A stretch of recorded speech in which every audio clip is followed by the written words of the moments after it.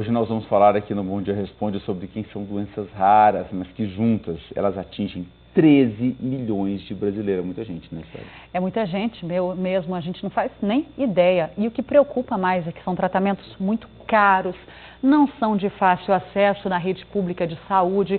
Por isso, a principal orientação é o diagnóstico o mais cedo possível. Vou convidar o nosso entrevistado de hoje, pode chegar mais, doutor Ricardo Henrique Almeida Barbosa, médico geneticista. Bom dia para o senhor. Bom dia. Oi, doutor Ricardo. Bem-vindo ao Bom Dia Goiás. Ele faz parte do Serviço de Doenças Raras do HGG e está aqui para tirar todas as nossas dúvidas sobre esse assunto. Você aí de casa pode participar por e-mail, QVT e WhatsApp. Antes da gente começar a nossa conversa, separamos alguns dados aqui no nosso telão sobre essas doenças raras, tá? Até para a gente entender um pouquinho mais sobre como elas afetam as pessoas. Segundo a Organização Mundial de Saúde, existem de 6 a 8 mil tipos de doenças raras no mundo e 80% delas têm origem genética, por isso não são curáveis, possuem tratamentos que até podem retardar, amenizar os sintomas, mas não têm curas.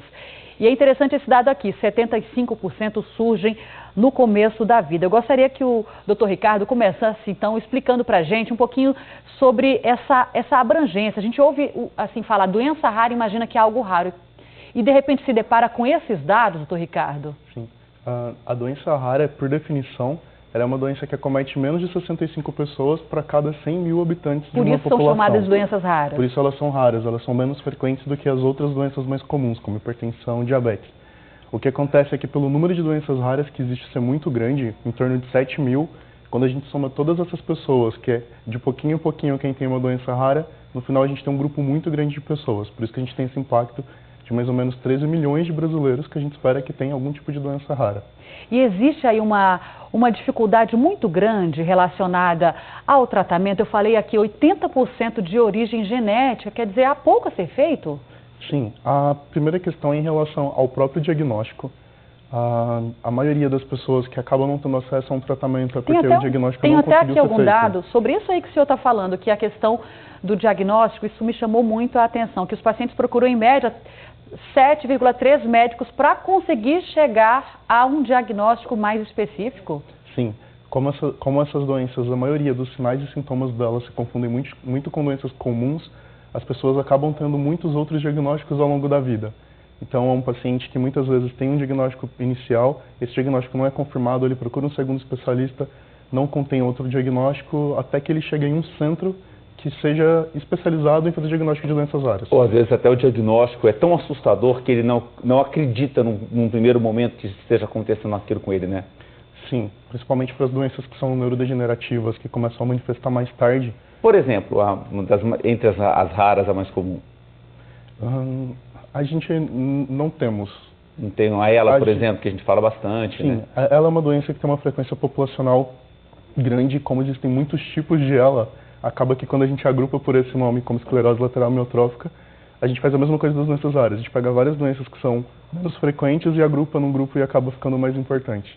Esse tipo de doença, a gente percebe, às vezes, uma evolução muito rápida no quadro do paciente. De repente, ele descobre e você, uma pessoa que você conhecia ali, que você convivia, que parecia que não tinha problema de saúde nenhum, de repente a doença degenerativa vai mudando ali o aspecto da pessoa.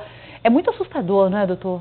Sim, muitas das doenças raras, elas têm uma gravidade muito importante. Infelizmente, poucas ainda têm um tratamento específico para diminuir ou retardar a progressão da doença. O que acontece é que quando a gente dá o diagnóstico, primeiro que a gente possibilita a pessoa que ela conheça o quadro que ela está apresentando e ela deixe de ter dúvida em relação ao que está acontecendo com ela. E muitas vezes, no caso das doenças genéticas, é possível que você oriente a família a respeito de qual é a herança daquela doença.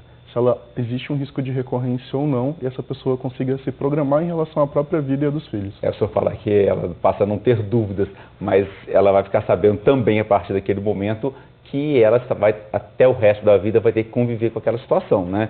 Então, existe uma forma ali de trabalhar isso até no psicológico mesmo? Sim, existe sim. É sempre importante estar atuando numa equipe multiprofissional e que tenha um psicólogo, principalmente quando a gente fala dessas doenças que são degenerativas, que elas tendem a piorar com o tempo. Mas para o paciente que tem um diagnóstico, isso possibilita também programação em relação à vida. É diferente de você ter um quadro progressivo que você não sabe até onde você pode esperar que ele progrida e quando você tem certeza que você conhece a doença e você espera que ela tenha uma evolução.